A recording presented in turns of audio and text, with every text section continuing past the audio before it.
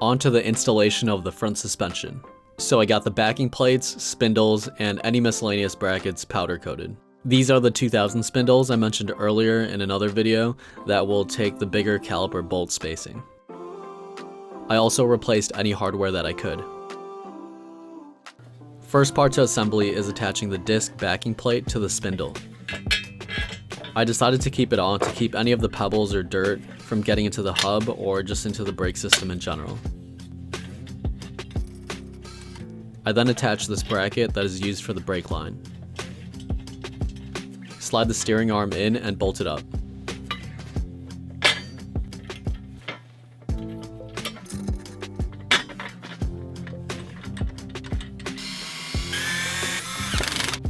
Screw on the bottom bolt joint.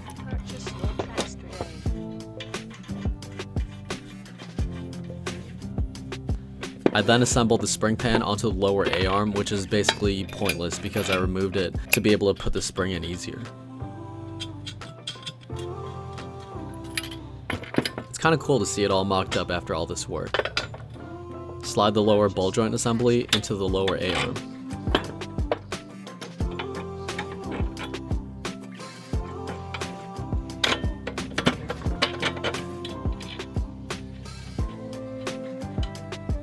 I put all the hardware on the new Koni shocks on just to keep everything organized.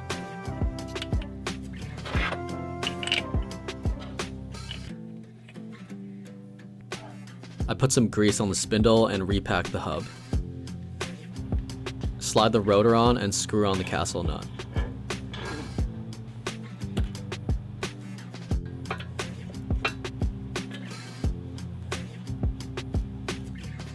Put a cotter pin back in place.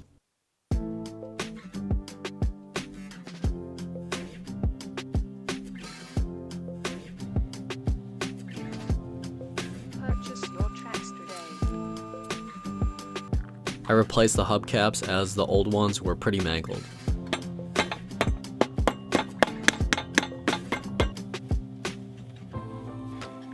I then slid on the Wilwood calipers from Centerline and bolted them up.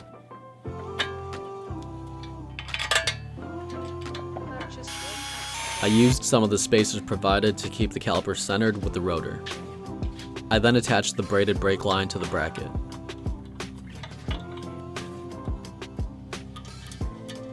Now time to put in the pads.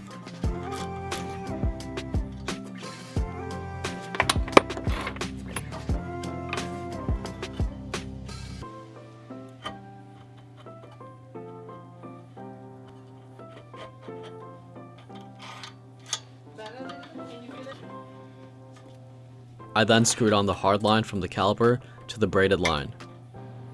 It just needed a little massaging to get everything aligned.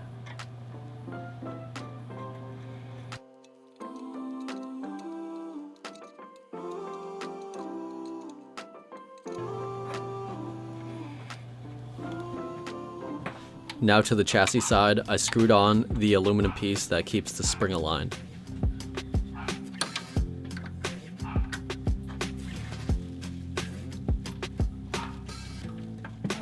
You can definitely just assemble the suspension piece by piece onto the car, but I did it this way. I jacked up the suspension to bolt in the lower A-arm first.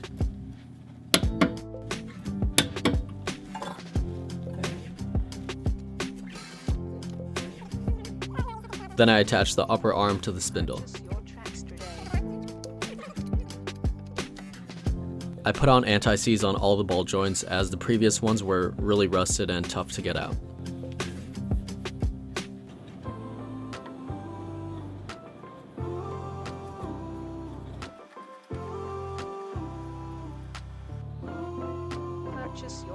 I did the same thing with the caster arm clevis.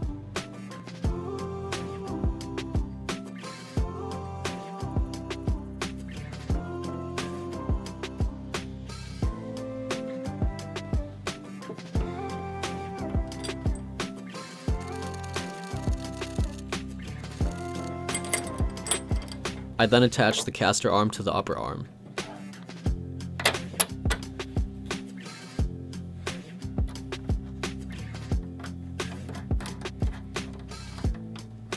Install the center drag link with the ball joints attached.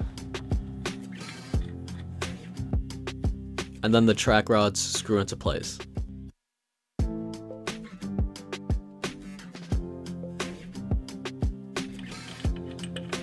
Undo the upper shock nut and pull the shock through the hole.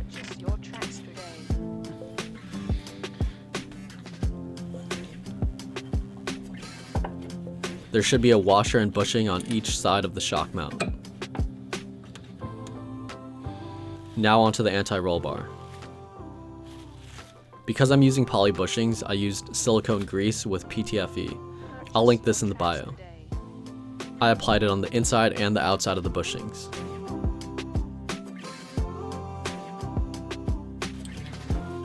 I bolted this back in with new hardware as the original ones were extremely rusted.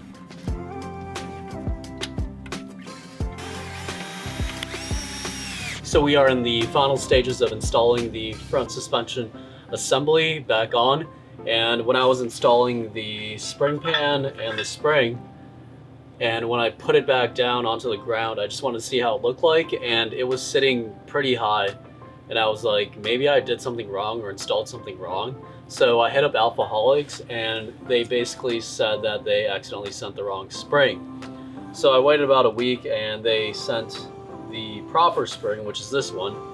It is slightly shorter than the other one, and that should give me the proper ride height. So I'm gonna put these back on real quick, and then we can check out the ride height then. The new and correct springs are now installed. Every bolt was torqued to spec. So this is the moment of truth. Hopefully the gap is minimized compared to before at least, and let's see what happens.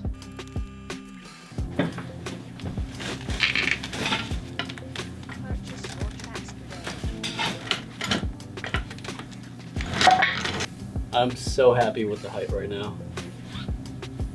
I think, as I drive it, it's gonna settle some more and it'll get lower, but I think this is perfect for driving right now.